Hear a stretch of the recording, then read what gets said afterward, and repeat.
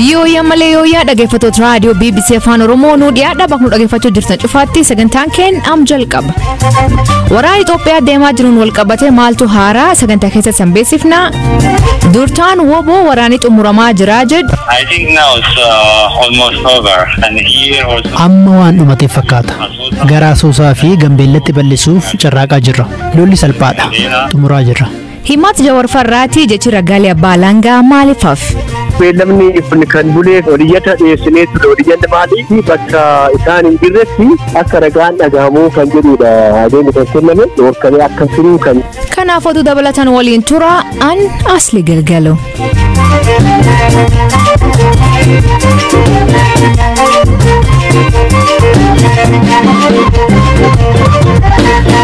Dhaggeeffattoonni oduutiin jalqabaanii geggeessitoonni addunyaa 220 ol jijjiirama qilleensaa qolachuu irratti mari'achuu fi magaalaa Glasgow Scotland UK'tti walga'ii jiran. Walga'iin COP26 jedhamu kan irratti biyyoonni gaasiiwwan namoonni uuman gadhiisuun qilleensi naannoo akka godhan akka diqqeessan amanamummaa isaanii argisiisuuf deeman. Gaasiiwwan kun qilleensi naannoo lafaatti argamu kafaalan yoo ta'u laf kana balaaf saaxiluu himan. Ammaa yoo itaana gabaabsee sanitti. Namoonni baay'een lubbuun lafarra jiru tarii balaa uumamaa kan akka jijjiirama qilleensaan addunyaan gaaf tokko ni bada jedhanii sodaatu. Waggoota kurnan dhufanitti jijjiiramni qilleensaa fayyaa namoota biiliyoonaan lakkaa'aman balaaf akka saaxilu qorattoonni ibsaniiru. Marii guyyaa irraa kan eegalsiisan ministeerri muummee UK Boris Johnson addunyaan cileetti fayyadamuu akka dhiiftu, konkolaattota gaasiitti fayyadamuu akka dhiisan akkasumas manca'inni bosonaa akka dhaabbatu waamicha taasisaniiru. Hoogganaan dhaabbata biyyoota gamtoomanii Antonio Guterres jijjiirama qilleensaa irratti dafanii tarkaanfii fudhachuu dhabuun keessan awwaala qotachuudha jechuun gaggeessitoota addunyaa akeekkachiisaniiru. Addunyaa irratti biyyoonni faalama qilleensaa irratti gahee guddaa qaban Ameerikaa, Chaayinaa, Awustiraaliyaa fi Biraaziliidha. Haa ta'u malee gatii guddaa kan falaa jiru biyyoota kanneen akka Afrikaadha. Sababa kanaaf biyyoonni badhaadhan waadaa biyyoota guddataa jiraniif seenan akka kabajan pirezidantiin Maalii Laazaarus Chaakweeraa BBC'tti himaniiru. Kun arjooma miti kan falaa yookiin nu waliin dhabamaa jechuun himan.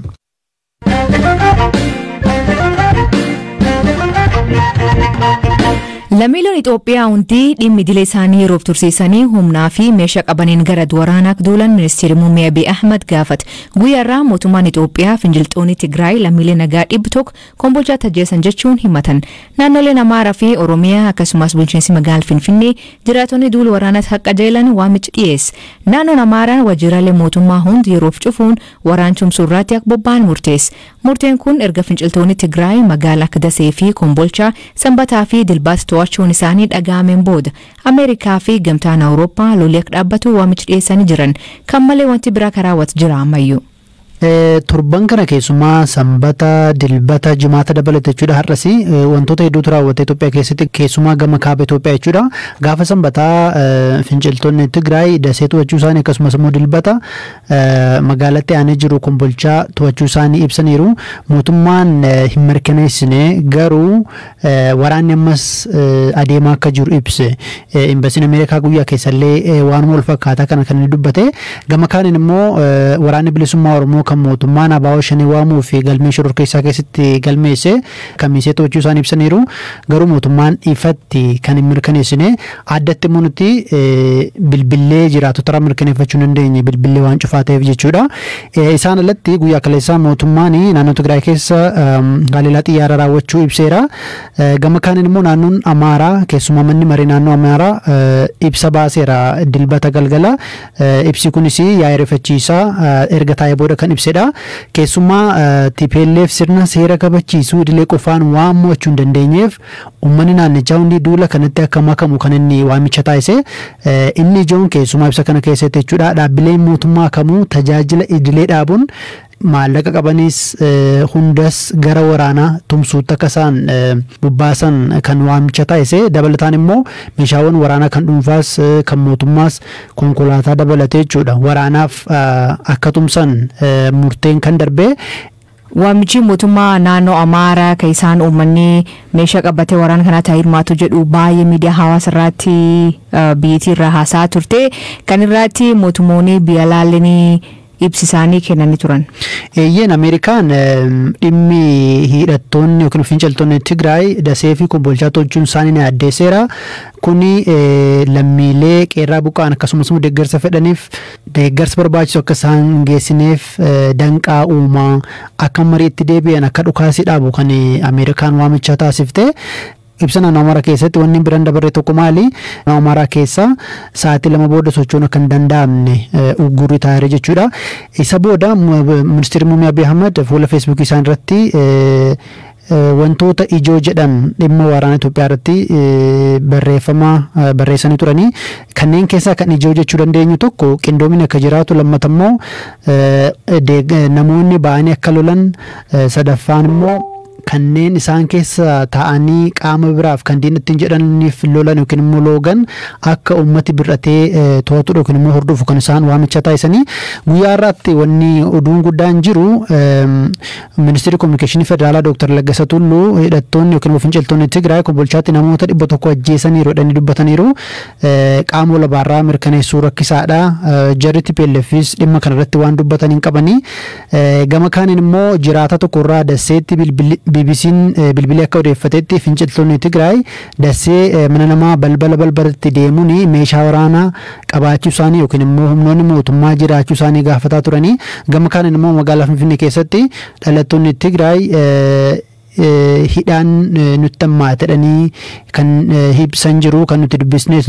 jiru gama mootummaan waan dubbatamee jiru dhimma kana irratti garuu kana dura kanneen shakkan akka hidhan malee nama sabummaa isaatiin ilaalanii akka to'annoo jalan oolchine kana dura ibsaa ture ibsa mootummaan booda naannoleen garaagaraa bulchiinsa magaalaa Finfinnee magaalaa naannoo Oromiyaa dabalatee uummanni kee akka qeessaa eeggatu akka waraana kana tumsu waamicha taasisaa jiru asli. Galatoma Mayu.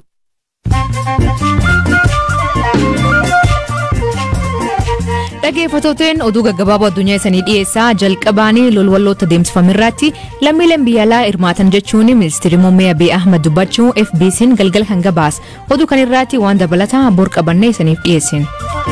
Oromiyaa iddoon adda addaatti tajaajila intarneetii addaan citu jiraatonni BBC'tti himan magaalota akka Adaamaa, Hararii fi magaalota naannawaan Finfinnee jiran keessatti sa'aatiiwwan muraasan booda deebi'ee jedhan. Miseensonni Paarlaamaa Uganda katalaalii COVID-19 fudhachuu dhaban man marichaa kinseenne akseenuu hin dandeenye ibsan.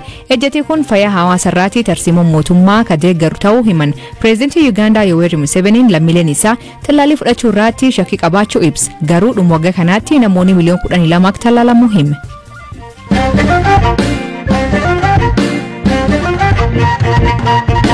Waraanni bilisummaa Oromoo kan mootummaan shororkeessummaan farajee magaalota hedduu lix jiddugaleessaa fi kibba Oromiyaatti to'adhee jechuun BBC'tti hima.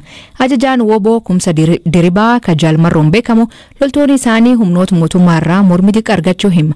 Dhimma kanarratti yaada mootummaa argachuuf yaalii taasifneen hin milkoofne. I think now it's almost over, and here also we are trying to push to Asota and also. Amma waan dhumatee fakkaata. Gara Asoosaa fi Gambeellatti bal'isuuf carraaqaa jirra. Lolli salphaadha. Xumuraa jirra. Miidhaa salphaan humna waraana mootummaa irra aanaa jirra. Keessumaa Beegii, Gidaamii, Qondaalaa fi Jimmatti. Waraanni gara Finfinnee qajeelaa jira. Naannaa Finfinneetti ofirraa ittisuuf waa yaadan fakkaata. Waraanni waan adeemaa jiru hubataa jiru fakkaata. Lolli xumuramuusaa beekanii jiru. Duubatti baqataa gara giddu galeessaatti walitti qabamaa jiru. Humnoota Tigraay waliin qaamaan walitti dhufnee lola adeemsaa hin jirru. Garuu wal hubannoo fi hariiroo cimaan lolaa jirra. Wal hubannoon keenya itti fufa jedhee yaada. Har'a yookiin boru walitti dhufna jennee yaadna. Humnoonni keenya naannoo akkamisee jiru. Yoo walitti dhufnee gara Finfinnee lolatti fufna. They are going to continue fighting side by side marching towards this. That's why I said. Dubbi himaan TPLF Getaachoo Radaan naannoo Amaaraa Walloo keessa hidhattoota obbo waliin walitti dhufuun lola akka qophaa'an dubbata.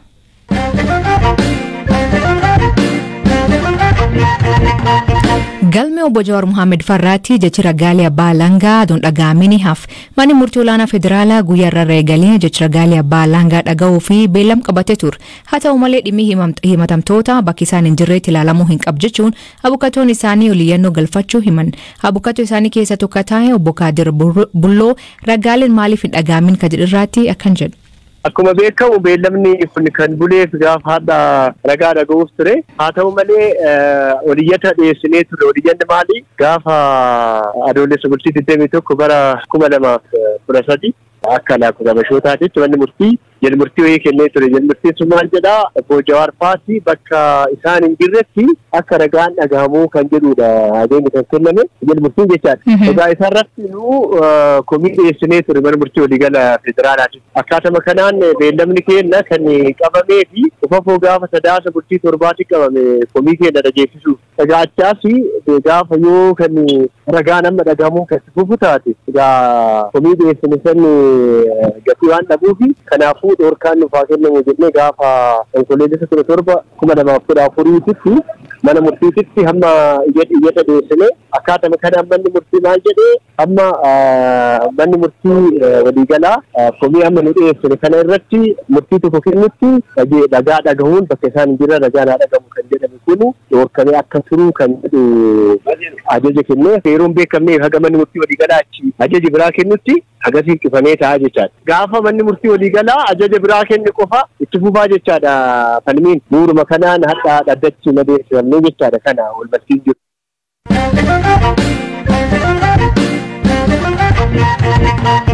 Bulchiinsi magaalaa Asallaa warshaan qalmharree magaalicha keessatti yeroo dhiyootti banamee ture deebisee cufuu BBC'tiin kantiibaa magaalaa Asallaa Gazaalee Hashuun sabab komii hawaasirra dhufeen cufamuu dubbata. Kanaan dura Bishooftuutti warshaan wal fakkaatu banamee sabab hawaasni koomateef cufamee ture. Warshaan Asallaa kunin kaampaanii Chaayinaan waggoota 7 dura kan hundaa'e yoo ta'u baatii tokko dura foon harree alaatti erguun doola 80 argachuun Addis Fortune gabaasee ture. Hirpha Gammachuutu dubbise.